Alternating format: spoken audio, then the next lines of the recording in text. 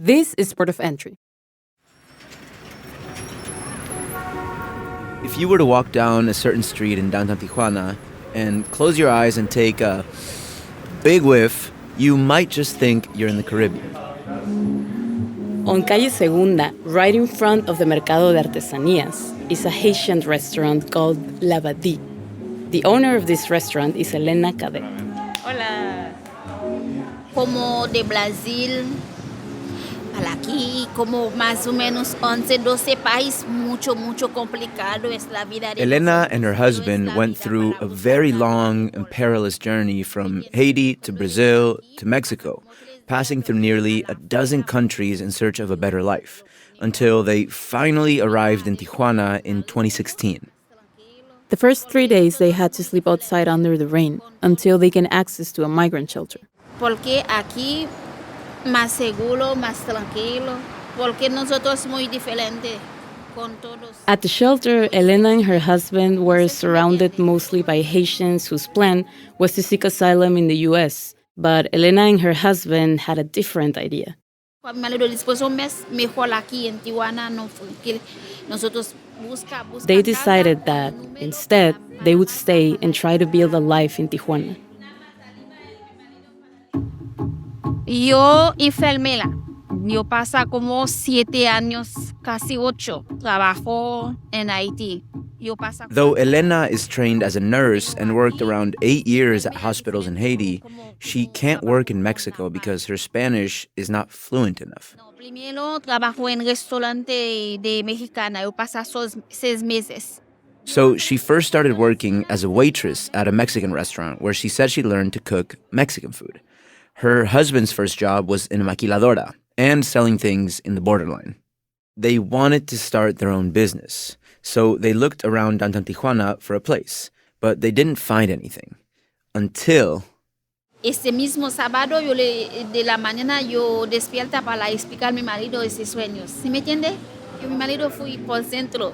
Yo dije a mi marido vámonos por centro otra. She told us she had a dream where she saw the exact place the restaurant is located now. She says the way she saw her restaurant in the dream is the exact way it looks right now. And this is why she refers to her restaurant as El Restaurante de Dios. God's restaurant.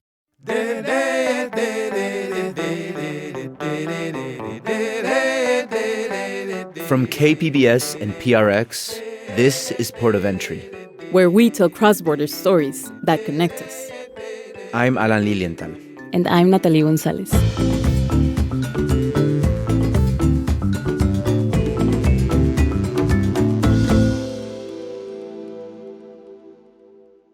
This is Port of Entry.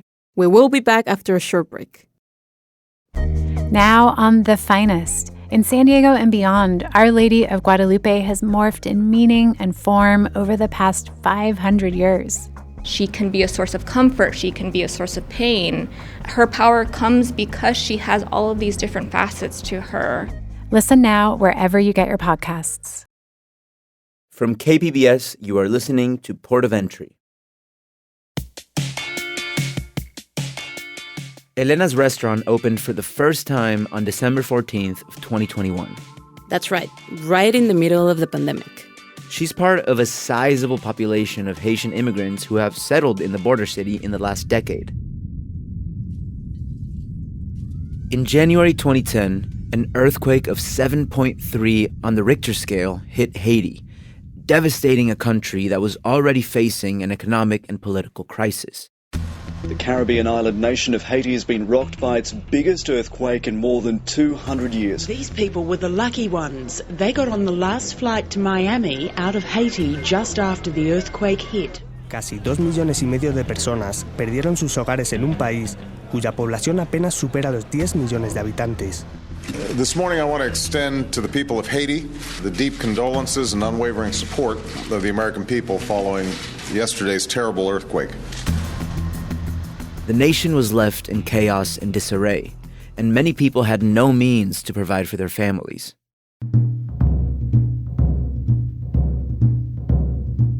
The Haitian exodus began. By the tens of thousands, Haitians left their homes to look for work in other countries, Countries like Brazil, who needed the extra labor to get ready for the 2014 World Cup. Brazil relaxed their visa requirements and, for a time, welcomed them. Haitians left their country and went there with the hope that, eventually, things would improve back in Haiti and one day they could go back home to pick up where they left off. Unfortunately, that time never came, and Brazil's need for workers eventually subsided. Faced with uncertainty about their future, in the middle of the last decade, many Haitian migrants set their sights on the U.S. in hope that their situation might improve. In 2016, the first wave of these Haitian migrants made its way to border cities like Tijuana, where they sought asylum in the United States. And since then, more and more Haitians have arrived in Mexico, and especially Tijuana. Relatives. Thousands of Haitians are waiting to get into the U.S., and thousands more are on their way through Latin America. The surge of Haitians started in May. U.S. customs officials couldn't process them fast enough, and a backlog formed in Tijuana. The Mexican Commission of Refugee Assistance, Comar in Spanish, reported in December of last year that over the past 3 years, more than 70,000 Haitian refugees have requested asylum in Mexico. But the majority of these refugees were actually trying their luck to make it to the U.S. But there are so many obstacles in the way for Haitians who are applying for asylum in the U.S. Very, very few have been granted asylum here. And over the years, as the majority of Haitians were denied, thousands have settled in Mexico, especially in border cities such as Tijuana. Adding some Caribbean threads to the multicolored fabric that is the vibrant, breathing, ever-changing city of Tijuana. Or, in Elena's case, a new flavor profile. Es la vida como una casa, la vida. Por ejemplo, esta casa. She says that life is like a house. You start building it little by little, and you keep climbing higher slowly but surely. And this is how she sees her restaurant. They received loans from friends to be able to open the restaurant poquito a poquito. And even though it has been difficult, Elena and her husband are happy to own their business.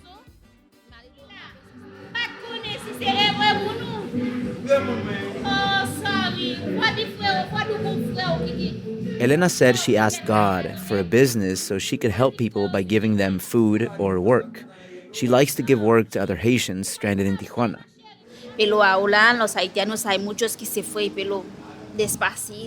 She used to have up to 8 workers, but some of them have now left for other cities or countries. Now, though, her delicious food and hard work has made her popular around downtown, and she has many Mexican customers who love to eat there as well. La comida está muy rica. Comí pollo frito, arroz con frijoles. We spoke with one of her customers, and she told us she ate some delicious fried chicken and that she could taste the love in Elena's cooking. Se nota que lo hacen con amor. Se siente el sazón muy rico. And we can attest to what this paisana said because... we ate there too. I know. Increíble. Yeah, this thing is so good. Elena's cooking is Caribbean soul food. It made me feel at home, like if I was at my grandma's for a birthday. The main dishes were a succulent dance between spicy, acid, and rich flavors. Like Mexican cuisine, Haitian food revolves around beans, rice, and a protein. Ay, qué rico. Be it chicken, fish, or pork. But instead of tortillas, they use plantains as their main source of starch. And we had her famous fried chicken, accompanied by this rich and spicy mash of steamed vegetables. Was it called legume? Legume? Algo así. And a simple salad to keep the guilt of a heavy meal at bay. I felt zero guilt. I just felt very euphoric eating this delicious meal. So many colors and little dishes that you could mix. It was almost like the Caribbean version of Indian food, where you have so many options to mix and play with, and it was just delicious. Delicious. As far as living in Tijuana, Elena says Mexico is like every other country. there are good people and not so good people. She said that, of course, she would like to be able to have a visa to at least have the option to cross into the States, but she feels safe and stable living on the Mexican side of the border. However, Elena's eyes suddenly veer away as we ask if she has children.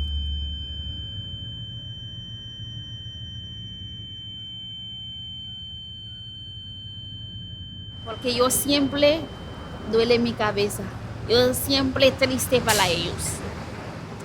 Siempre triste. Y mi papá. she says her head hurts because being far away from her children is painful. She has not seen her children in 6 years.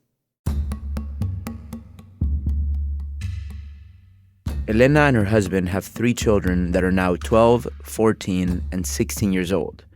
They're back in Haiti. ¿Y hablas con ellos por teléfono seguido? Sí, diario. ¿Diario? Sí, gracias a Dios. Sí. She talks with them on the phone every day. They are doing everything they can to bring their children to Tijuana, but are facing numerous challenges. When we asked her what the challenges were, they kept changing the subject. They didn't want to talk about it. Their children all live with Elena's parents and her sister. As of now, Elena and her husband send money back home so they can attend school.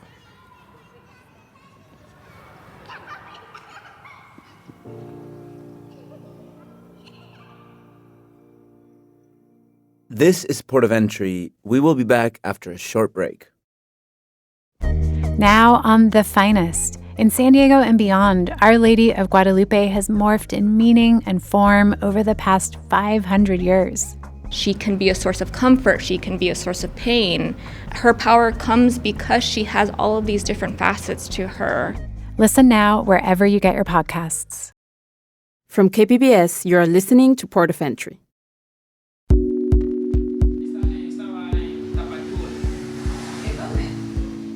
Like Elena, many Haitian migrants that find themselves in Tijuana are also trying to get their children out of Haiti and reunite with them here. Mi nombre es Petiane. Tengo 5 meses en Tijuana, pero me siento feliz. Tengo mi negocio. This is Petiane. She has now been in Tijuana for over a year after living 6 years in Chile.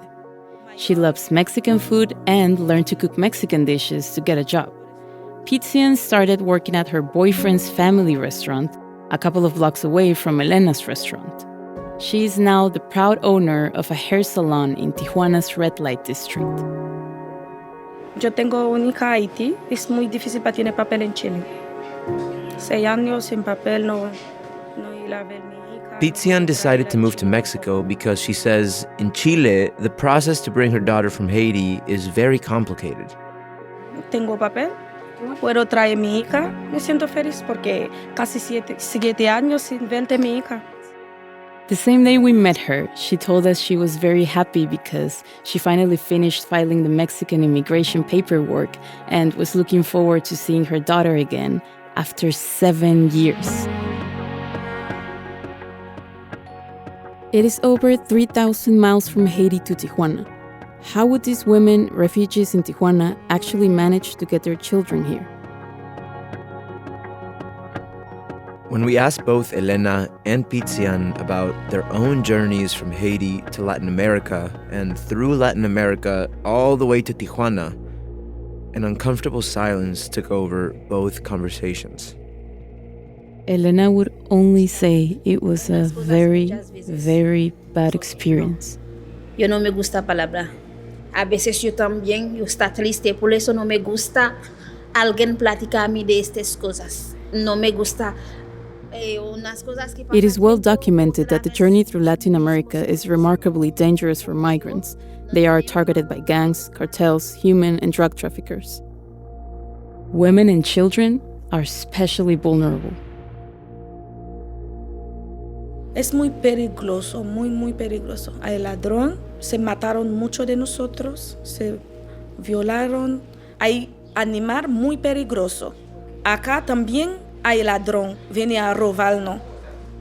Petiane says that on her own journey, Members of her cohort were robbed at gunpoint, many were raped, and some were even killed. In hindsight, we felt like asking about those journeys may have made our interview with Elena much more difficult. It left us wondering what could have possibly happened to Elena on her journey to Tijuana that triggered such a total aversion to even talking about it.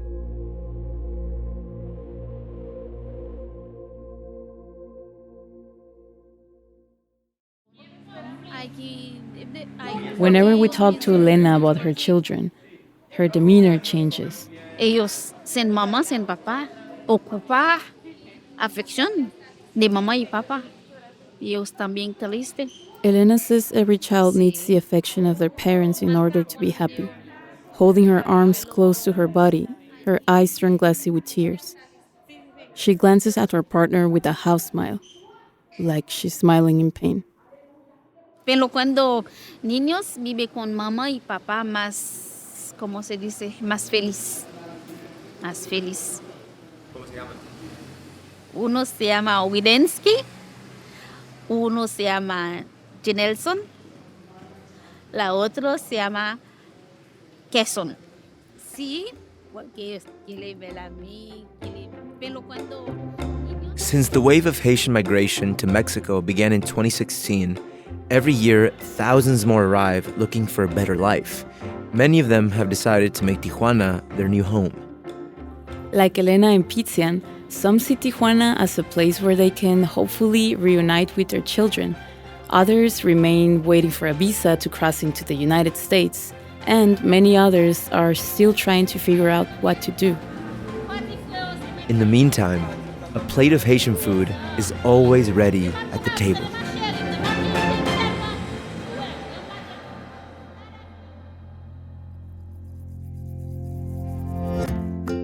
This episode of Port of Entry was written and produced by Julio Cesar Ortiz and Natali Gonzalez. Luca Vega is technical producer and sound designer. Adrián Villalobos is media production specialist. Alisa Barba is our editor. Lisa Morissette is director of audio programming and operations, and John Tucker is senior director of content development. This program is made possible in part by the Corporation for Public Broadcasting, a private corporation funded by the American people. This project was also made possible with support from California Humanities, a nonprofit partner of the National Endowment for the Humanities. Visit callhum.org. Soy Alan Lilienthal. Y yo soy Natali Gonzalez. Nos vemos pronto.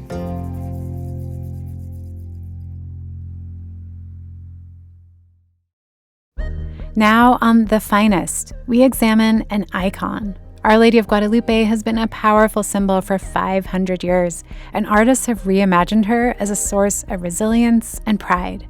Listen now wherever you get your podcasts.